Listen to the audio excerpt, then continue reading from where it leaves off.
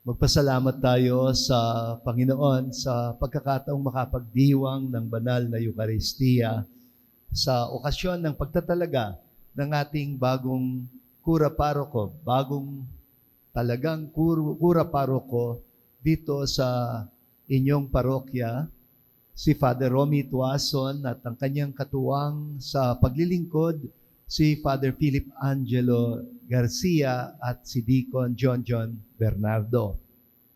Ngayon po ay magnilay tayo sa ating narinig na talinghaga. Kuminsan, kapag binabasa ko ang Parable of the Prodigal Son, ay napapaisip ako, bakit ba pinagbigyan ng ama ang hiling ng bunso niya na ibigay na sa kanyang mamanahin niya at magsarili na muna siya para matupad ang sariling pangarap niya sa buhay? Ayon, tuloy napariwara ang bata. Kung ang karakter ng ama ang siyang kumakatawan sa Diyos sa parable na ito, ibig bang sabihin, nagkakamali din ang Diyos? Na pumapalpak din ang Diyos kung minsan?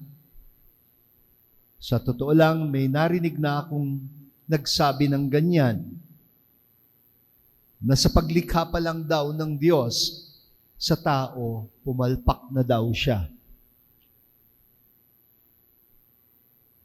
Na hindi niya nakikita na ang pagmamahal na nagiging masyadong mapagbigay ay nauuwi sa pangungunsinti sa hindi tama. Kung tatay ka, bakit mo siya pagbibigyan? Kung alam mong wala pang gaanong alam sa mundo ang anak mo, na immature pa siya, na pwedeng maligaw ang landas niya. Hindi ba alam ng ama na pwedeng mangyari yon? Palagay ko, alam niya. At palagay ko, tulad ng normal na magulang, magmabigat din sa loob niya na pagbigyan ang anak niya.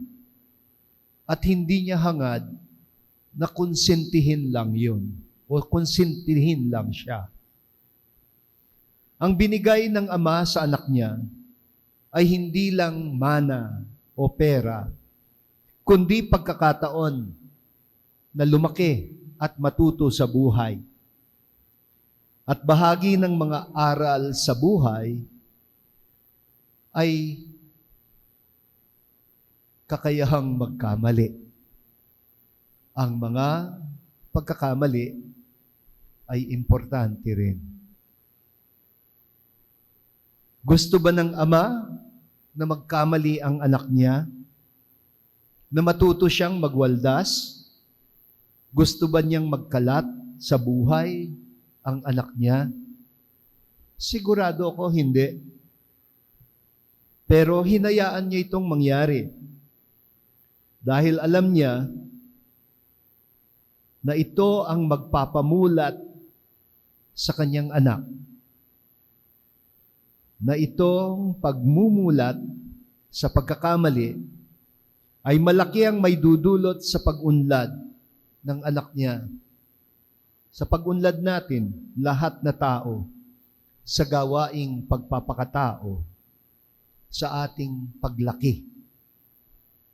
Baka kung hindi niya pinagbigyan, hanggang ngayon, alipin pa rin ang tingin ng bunso sa sarili niya, katulad ng pag-iisip ng panganay na masunurin. Sino bang magulang ang hindi masaya?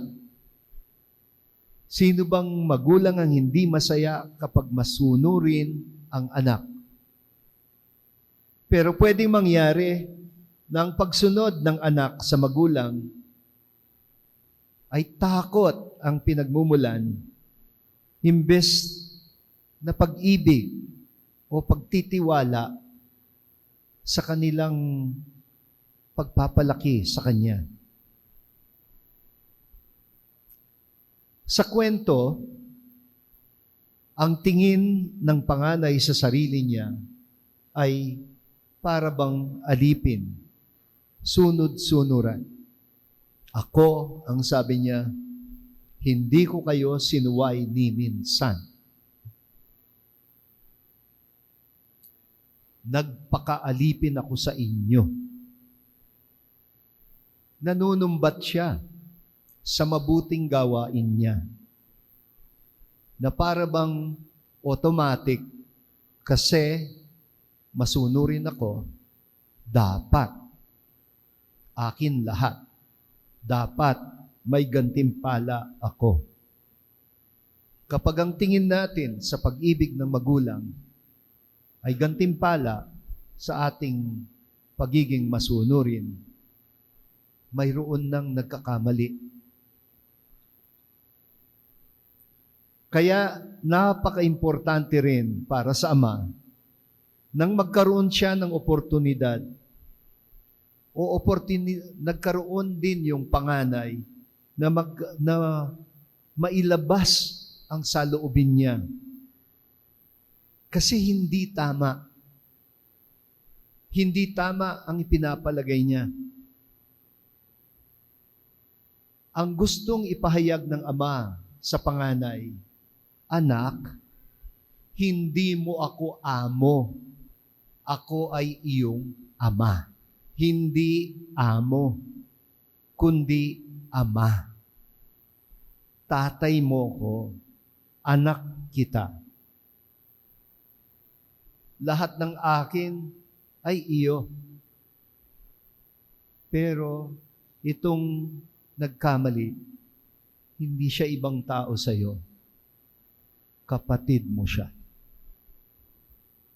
Kaya kung paanong lumabas ang ama para tanggapin na muli ang bunso na nagkamali, lumabas din siya ulit para kausapin ang panganay na nagtatampo at naghihinanakit. Drama ito ng maraming mga pamilya. Para ipaunawa sa panganay kung bakit dapat siyang makisaya sa pagbabalik ng bunsong kapatid niya. Tandaan natin, sa mata ni Kuya, nawalan na ng karapatan ang kapatid niyang bunso. Kaya para sa kanya, hindi na siya dapat bumalik. Na ngayon, siya na lang ang dapat may karapatan. Dahil mabait siya, dahil masunurin siya, at dapat lahat ng gantimpala ay sa kanya. Kaya karapatan na ang tingin niya sa pag-ibig ng kanyang ama. Kung minsan sa hindi natin namamalayan, pwedeng mag-ugali na tayong ganyan bilang mga Katolikong mananampalataya. Kung minsan akala natin dahil tayo ay palasimba, may karapatan na tayo sa pag-ibig ng Diyos. At kung minsan basta na lang natin ipinapalagay na walang nararapat sa mga pasaway dito sa mundo, kundi ang sunugin ang mga kaluluwa nila sa impyerno, na para bang ikatutuwa pa natin ang pagkakalugmok nila. Hindi ganyan sa pamilya ng Diyos. Pero ito na nga ang punto. Hindi amo ang gusto ng tatay na ituring sa kanya ng mga anak niya, kundi ama. Kaya hindi niya sila tinuturing na mga alipin.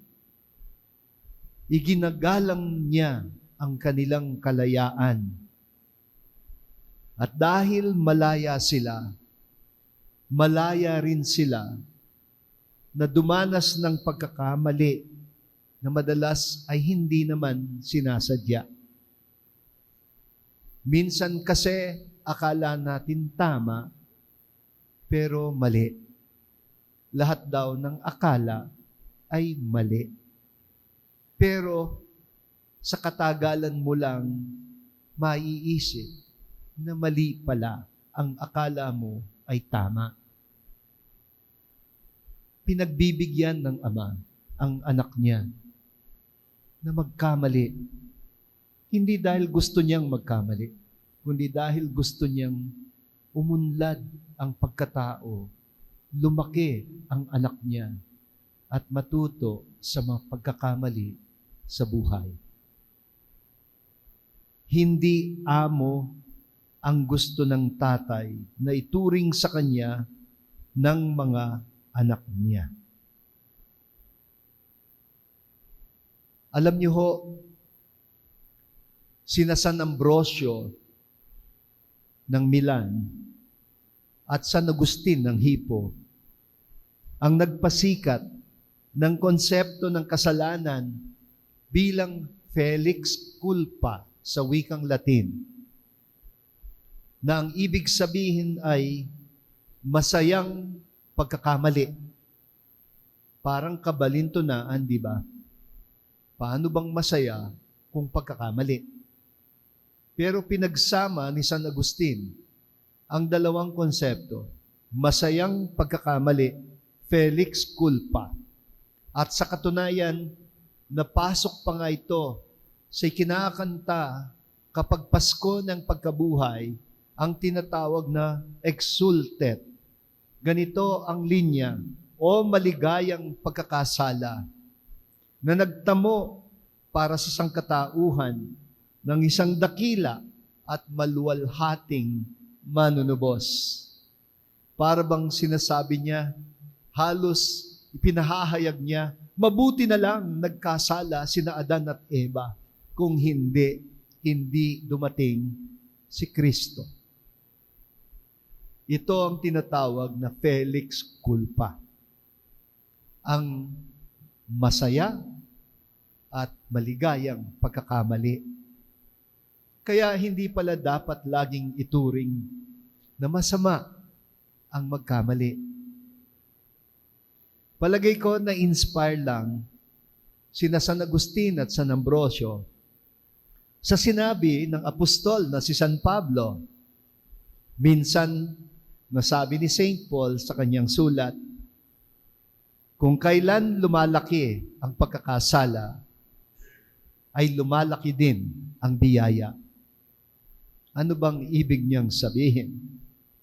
Kung kailan lumalaki ang pagkakasala, ay mas lumalaki din ang biyaya. Walang pinagkaiba yan sa inyo. Sa inyong pagpapalaki sa mga anak ninyo. Sa totoo lang, kahit sabihin yung patas kayo't mahal nyo lahat ng anak ninyo, mas mamahalin nyo ang pasaway. Bakit? Kasi mas nangangailangan siya ng atensyon. Dodoblihin mo ang atensyon mo sa pasaway. Bakit? Kasi mahal mo din siya. Baka yung masunurin na hindi ganyan katinding atensyon ang kinakailangan niya. Kaya totoo, mas malaki ang pagkakasala, mas malaki ang biyaya. Para bang kabalintunaan, para bang sinasabi ni St. Paul, kung magkakasala din lang kayo, laki-lakihan na ninyo.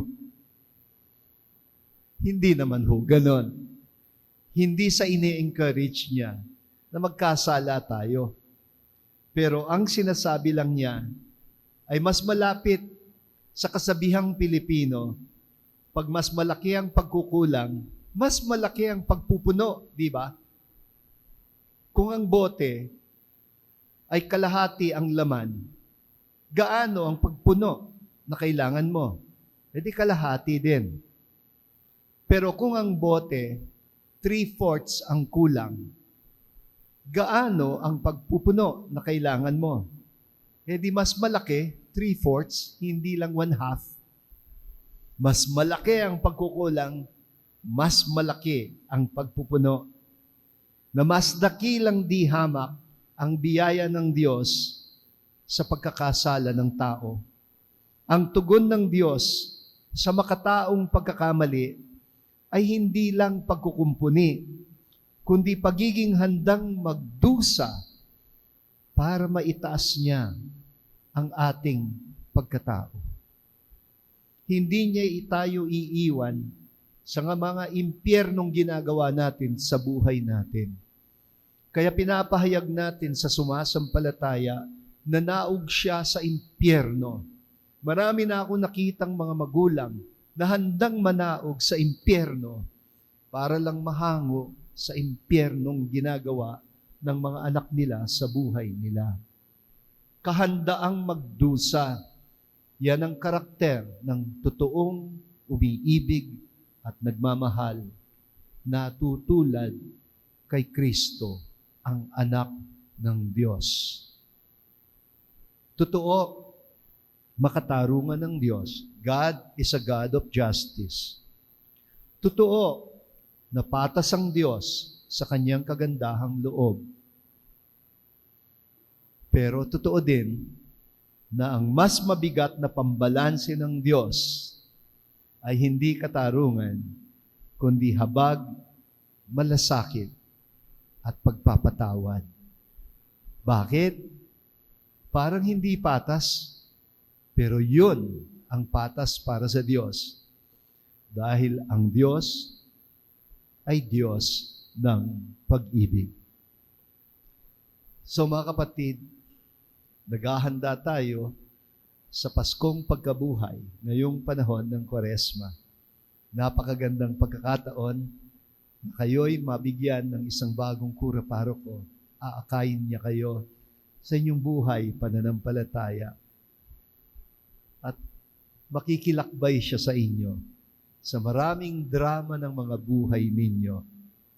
Pero ang panalangin ko para sa inyong mga pari, sana bigyan din sila ng puso ng Ama.